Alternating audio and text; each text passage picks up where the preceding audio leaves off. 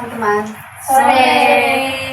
Selamat datang dan terima kasih saya ucapkan kepada teman-teman sekalian karena telah meluangkan waktunya untuk melakukan kegiatan kita kali ini.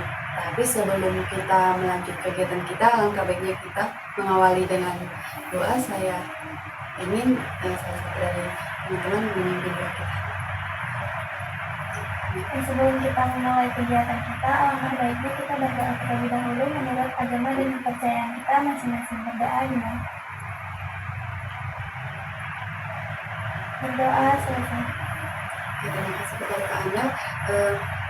Di sini kita akan melakukan kegiatan yang namanya bimbingan kelompok atau biasa disebut dengan BKP, yang dimana kita akan membahas satu topik dengan cara dinamika kelompok. Topik yang kita bahas itu curiga kehadiran orang-orang yang berkunjung.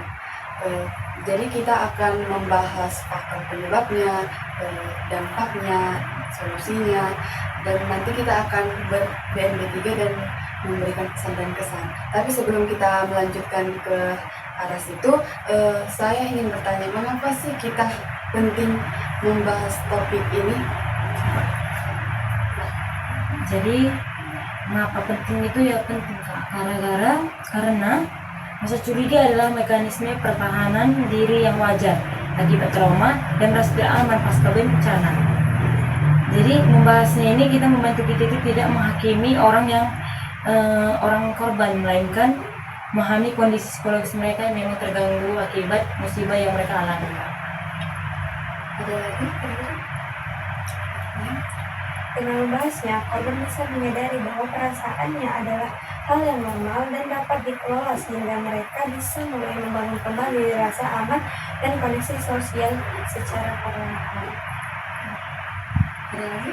Ya saya Pak, mungkin kenapa kita penting membahas topik ini supaya kita nih memahami bahwa kecurigaan itu bisa menghambat bantuan yang datang kepada kita dan dengan tahu penyebabnya kita bisa memberi dukungan dengan cara yang lebih tepat dan juga sadar. Ada lagi? Berarti dari pendapat-pendapat sekalian, kita penting membahas topik ini, gitu ya Kak. Jadi kita lanjut ke faktor. Faktor apa sih yang menyebabkan rasa curiga ini bisa muncul? Mungkin faktor yang mungkin menyebabkan rasa curiga ini yang pertama yang bisa saya sampaikan yaitu seperti faktor fisik dan juga psikologis, yang dimana korban kelelahan ekstrim dan kondisi siaga yang terus menerus pasca bencana membuat korban merasa rentan dan sulit mempercayai orang-orang asing. Terus kalian? Mungkin dia faktor lingkungan yang penuh kekacauan dan ketidakpastian pasca bencana membuat korban merasa bahwa siapapun bisa menjadi ancaman bagi mereka, sehingga mereka itu lebih memilih untuk menutup diri saja. Bagus sekali ya dari kajian. Apakah ada lagi? Mungkin karena faktornya itu mungkin karena adanya pengalaman trauma dari korban Kak, seperti rasa kehilangan dan ketidakberdayaan yang mendalam membuat korban itu jadi sulit mempercayai orang lain, bahkan mereka itu yang datang itu untuk membantu mereka gitu. Bagus sekali ya dari teman-teman sekalian bahwa faktor-faktor yang menyebabkan itu bisa karena faktor fisik dan psikologisnya, ada rasa traumanya dan lingkungannya yang kacau seperti itu ya Kak. Jadi akibat apa yang terjadi jika kita terus-menerus merasa curiga? Jadi korban ini bisa menarik diri dari lingkungan sosial mereka Kak, dan menolak bantuan yang datang sehingga memperlambat pemulihan dan akses mereka ke kebutuhan dasar mereka Kak. Terima kasih Kak Eva. Ada lagi? Mungkin Kak, jika tidak ditangani dengan baik, kecurigaan ini dapat berkembang dan menjadi gangguan kepercayaan jangka panjang. Dan itu sulit untuk diperbaiki, bahkan setelah kondisi normal itu sudah kembali terpuruk. Terima kasih kepada Kak Jian. Ada lagi? Mungkin akibatnya itu akibat dari rasa curiga mereka yang terus menerus itu dapat memperburuk kecemasan dan ketakutan mereka sendiri, Kak. Jadi membuat korban itu merasa semakin terisolasi dan sendirian dalam menghadapi trauma. Bagus sekali ya jawaban-jawaban dari teman-teman sekalian, bahwa akibatnya itu sangat banyak, seperti korban bisa menarik diri dari lingkungan sosialnya, yang rasa curiganya memperburuk suasana, jadi cemas dan takut, seperti itu ya Kak. Kita sudah mengetahui faktor penyebab dan dampaknya. Kira-kira solusi apa sih yang bisa kita lakukan atau kita berikan? Kak. Jadi menurut saya itu Kak, kita mulai coba dari interaksi kecil dan sederhana. Jadi tim relawan ini ataupun tetangga bisa memperkenalkan diri dengan ramah dan tidak memaksa, dan beri waktu kepada korban untuk merasa nyaman ketika kita berinteraksi dengan mereka. Bagus sekali ya Kak. Apakah ada lagi? Kita Mungkin solusi yang dapat kita berikan itu kita bisa menciptakan lingkungan yang aman, dan juga sekalipun relawan yang datang itu harus memakai seragam yang memang betul-betul meyakinkan kalau mereka itu relawan yang datang. bagus sekali dari Kak kita. Apakah ada lagi? Ya, mungkin jika kecurigaan ini terus menerus, mungkin bisa segera cari bantuan dari konselor atau psikolog yang terlatih untuk menangani trauma korban, sehingga mereka dapat membantu korban proses emosi dan membangun kembali rasa percaya mereka. Terima kasih Kak Anda. Apakah ada lagi teman-teman? Cukup Kak. Berarti solusi-solusi dari kakak-kakak sekalian itu seperti memulai interaksi kecil dan sederhana, dan ketika relawan-relawan itu datang dengan memakai seragam yang jelas supaya tidak memunculkan rasa curiga seperti itu kan Kak. Dan juga mencari bantuan dari konselor atau psikolog yang terlatih untuk menangani traumanya. Kita akan di penghujung kegiatan kita, saya ingin minta nih kesan dan komitmen dari teman-teman sekalian setelah kita melakukan kegiatan ini. Kita dengan Mungkin saya hanya menyampaikan pesan saja, yaitu pesan utama dari pembahasan ini adalah bahwa kecurigaan adalah mekanisme pertahanan diri yang wajar bagi korban trauma.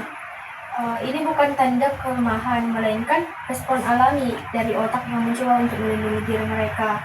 Oleh karena itu penting bagi kita semua untuk mendekati para penyintas dengan penuh kesabaran, bukan dengan penghakiman. terima kasih Kak Dita. Ya, Kak Saya Dian. mau pesan, mungkin pesan yang saya ambil dari topik ini yaitu adalah adanya pemahaman yang lebih mendalam tentang betapa rapuhnya rasa aman dan betapa sulitnya membangun kembali setelah trauma. Hal ini menyadarkan bahwa dukungan yang paling efektif adalah yang didasari oleh rasa empati, konsekuensi, dan transparansi, bukan hanya sekadar pemberian bantuan secara fisik aja.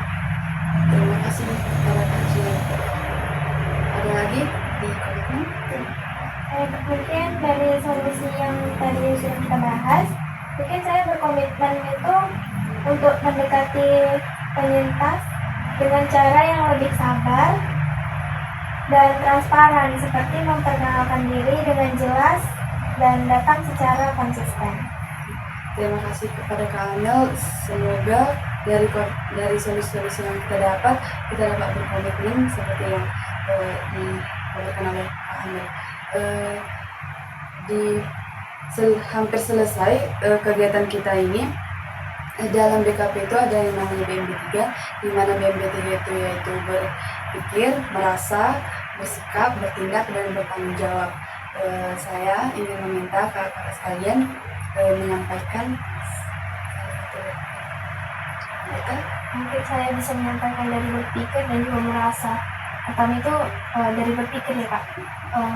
Saya berpikir kalau rasa curiga ini adalah respon yang wajar dari otak saya yang sedang mencoba melindungi diri setelah pengalaman trauma. Dari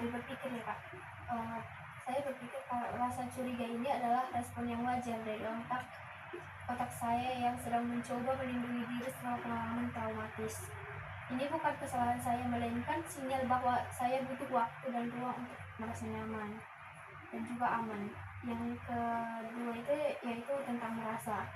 Saya merasa tidak nyaman dan takut saat berhadapan dengan orang-orang asing. Namun saya juga berusaha untuk merasakan empati terhadap diri sendiri, mengakui bahwa perasaan ini adalah bagian dari proses penyembuhan dan tidak menghakimi diri sendiri karenanya. Terima kasih Kak Rita. Ada yang ingin berpendapat? Mungkin saya bisa bersikap waspada, penuh musuhan. Saya akan tetap berhati-hati, namun tetap terbuka ruang untuk menerima bantuan. Saya akan memperhatikan bahasa tubuh dan cara berkomunikasi relawan untuk menilai apakah mereka dapat dipercaya atau tidak. Terima kasih Kak. Ada lagi? Selesai sudah kegiatan kita kali ini. Semoga kegiatan mingguan kita ini bermanfaat untuk kita dan untuk sekitar kita. Karena tadi diawali dengan doa, marilah kita menutupnya juga dengan doa. Apakah ada yang ingin memimpin? Baik, untuk mengakhiri pertemuan kita, ada baiknya kita berdoa. Marilah kita berdoa menurut agama dan kepercayaan kita masing-masing. Kita berdoa. Amin, berdoa selesai. Oke, terima kasih saya ucapkan kepada teman-teman sekalian dan selamat sore. Sore. Sore.